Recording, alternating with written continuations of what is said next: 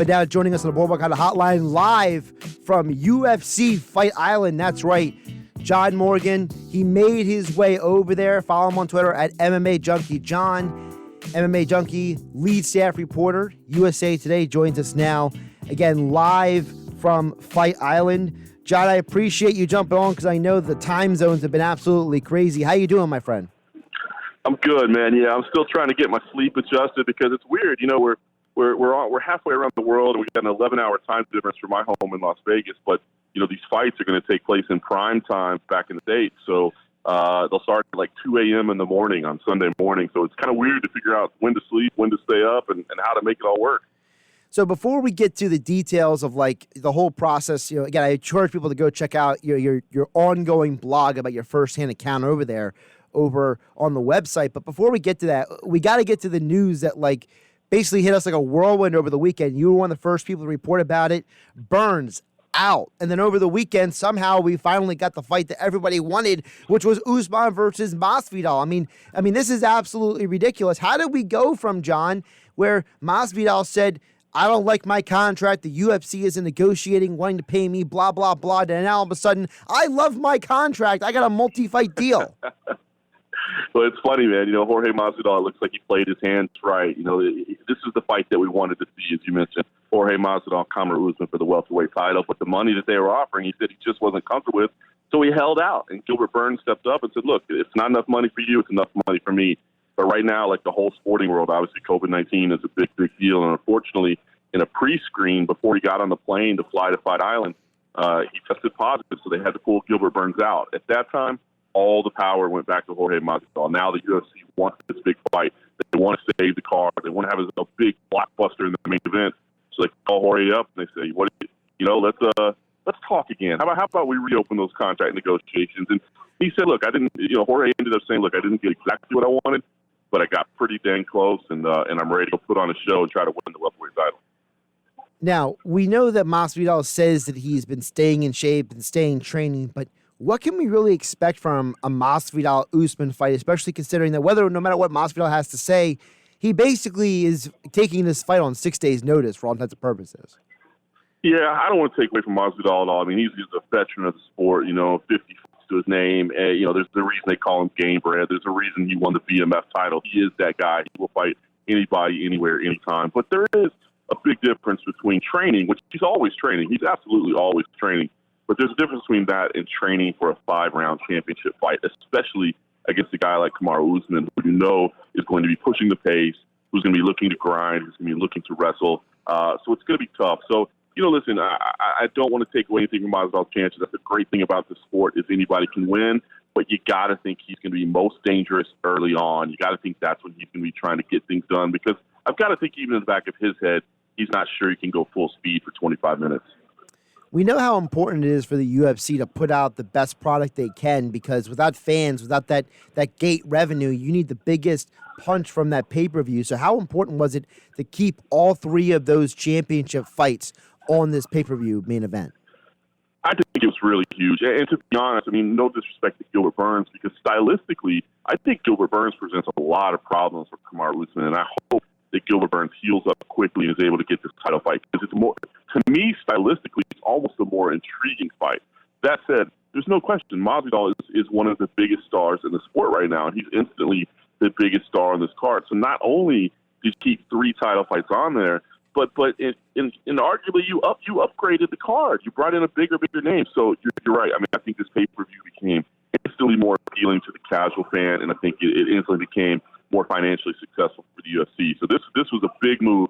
And listen, it took a lot to get it done. I mean, it's a long trip over here to Fight Island, and then you gotta quarantine for 48 hours. So, I mean, the window to get this thing done to make it a reality was so narrow.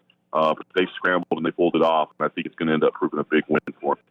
Let's take the audience a little bit behind the curtain because you've been tracking all this, on your live going blog. And let me tell you, I was telling you off the air, some of those pictures are a little jarring, seeing people in basically hazmat suits, the way you're having to get tested. I found it interesting the fact they give you the option of the nasal or the throat. I found it interesting that you had to wait extra time to get your bracelet to even leave the room. I mean, this whole system, and while it's important, it's a little bit it's a little bit like it takes you back, doesn't it? Yeah, it's pretty wild, and I definitely do encourage people to go check it out at MMA Junkie. We've got this ongoing blog. We're going to keep it going all week. A lot of behind-the-scenes pictures to see what they're doing. It's really wild. I mean, I was in Florida for the UFC's return to action, and I saw all the safeguards there. I live in Las Vegas, so I've been attending the events that they've been doing at the UFC Apex. But here in Abu Dhabi, in partnership with the government, what they're doing is next level, and it's thorough. I mean, it is encouraging to see how seriously they're taking the whole system. But it's wild, and it does make you realize, the kind of challenges that are going to be in place for other team sports that are trying to get back in the United States right now. But, yeah, it's a wild system. I mean, being forced into quarantine for 48 hours and not allowed out of your room. I mean, they were great. The hotel staff was amazing. They'd bring us anything we needed, but, they're making it very clear you can't step outside. And then even once you reach that 48-hour limit, you've got to get this wristband from them. And everywhere we go, we're wristbanded. They check for the wristband. Any building we walk into, they ask us to sanitize our hands. They're taking temp checks at every single door. I mean, it's nonstop, checks and balances inside the safe zone. So it's really amazing to see what the UFC and the government of Abu Dhabi, partner together to do. But it's next level stuff, man. It's something like out of a science fiction movie. Now, I got to ask you, John, one of the conversations we were having yesterday was about the fact that baseball seems to be the one sport that can't get their testing straightened out right because, while baseball is waiting 72 plus hours for a test to come back, you're getting your test pretty efficiently. So tell us, how long does it take for you to get your test back? And then what's the process when you get the test back? Yeah, it's wild. I've been reading those headlines as well. I'm surprised. I don't understand what system they're using because, we've been getting tested. I've been tested at this point 13 times in total, and 3 in association with this trip. 1 before I was allowed to get on the plane to Abu Dhabi, and then 2 once we landed during that 48-hour quarantine. But, the test results, honestly, are only taking about 8 hours or so to get back. And then, we're informed that the result is negative, and that's when we can move on to the next step. So, obviously I'm no expert on baseball and their operations, but I was a little bit surprising because I can tell you that the UFC, both in Florida, in Las Vegas, and now here in Abu Dhabi, they are getting mass-scale test results back in 8 hours or so. So, not sure what's going on there. Obviously, Major League Baseball has a ton of financial resources and experts available as well. So I don't understand why they're struggling so much, if I'm being honest. John Morgan joining us here on the Boardwalk Honda Hotline on 97.3 ESPN. I encourage you to follow him on Twitter, MMA Junkie John. He's doing full-blown coverage of what it's like over there on Fight Island in Abu Dhabi. And, John, speaking of Fight Island Abu Dhabi, what are the fighters telling you about their experiences out there? How do they feel about how everything's being handled? Because obviously, it's one thing for someone like you, you're just covering everything. You're trying to keep up. But the fighters are the ones that actually have to go out there and perform. Yeah, it's funny. Before we got on the phone, we were doing an interview with Max Holloway, the former UFC featherweight champion, who's trying to gain his title back in the rematch. And he said, and he actually appeared in front of us in a mask, and he said, listen, I'm super thankful for all the safeguards that are being taken place here. He's like, I have a young son at home, and I want him to remain safe. I don't want to get sick. I don't want any of my loved ones to get sick. He says, so I really do appreciate all the steps that are in place. It's the protocol is a little bit jarring. Nobody's used to it. I mean, the testing, it isn't too bad. I definitely prefer the throat swab over the nasal swab. I'll tell you that right now. But it's not bad. But they're appreciative of it. I mean, the quarantine's a little tough, the mandatory 48-hour quarantine, because you want to get in, you want to get a little workout in, you get used to the environment, start cutting a little weight. So that's kind of made them change in the way they're approaching everything. But everybody we've talked to so far has said, hey, listen, we appreciate, the steps that the UFC is taking to keep us all safe. And sure, it may be a little bit inconvenient, but we understand that not only is this keeping us safe, but it's allowing us to work. And I think the fighters are appreciative that they're able to compete, able to do what they love, and able to go collect a paycheck and put food on the table for their family. You mentioned Max Holloway. I was a little shocked by some of his plans for how he was preparing for this, and it kind of gave me a mini flashback to the whole Mike Perry situation with his own preparation. So can you explain to the audience a little bit about what Max is doing and why he's been preparing the way he has? Yeah, it was wild. I mean, listen, there's some people that think he might be playing a little bit of mind games here. Maybe he's trying to trick people a little bit. But at least if you listen to him, he said, listen, I did all my training sessions over Zoom with my coaches. I did the entire training camp by myself, which, as you alluded to, Mike Perry recently said the same thing. And we all kind of wondered, well, how can he do that? And then he went out and had a fantastic performance against Mickey Gall. So we were kind of joking with Max Holloway today, and he said, yeah, maybe I've got that same thing going. Mike Perry actually didn't have any coaches. He had his girlfriend in the corner. Max said he actually inquired if he could have his son in his corner and was told he couldn't because he was too young to be licensed for the corner. But, yeah, Max is saying, listen, I prepared this thing pretty much by myself, just talking to my coaches via Zoom and doing it with no sparring partners, no training partners. But he did say, listen, I know this is atypical, but don't forget, I've been fighting my whole life. I've been doing this for 13, 14 years. I know how to get myself ready. I know how to fight. And this allowed me to actually kind of heal up a little bit, focus on my health. And I still feel like I'm going to be, 100% ready to go. Now, the other title fight on the card, Peter Yan versus Jose Aldo for the vacant 135-pound belt. Something that I've talked to you and talked to other people about previously about this fight is, we know Aldo had trouble in the past cutting down the 145. Now you're asking him not just to cut down the 135. He's done it once before, but now you're asking him to be the champion. And then the champion match has even more restrictions on the fight weight cut. So, talk about the perspective on that fight between Yan and Aldo. I'm anxious to see Jose Aldo tomorrow. I have not seen him in person yet to see how he looks. Seen some pictures, seen some social media, but anxious to see how he looks because you're right.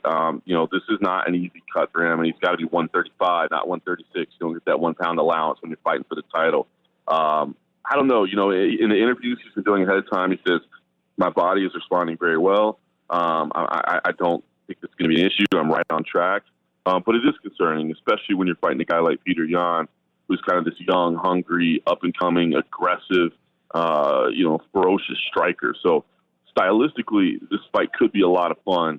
But step number one is for Jose Aldo to make weight. And then as we're talking about, this pandemic-era MMA, everybody's having to make adjustments in what they do in their routines and how they handle things. So, is that going to impact his ability to make weight?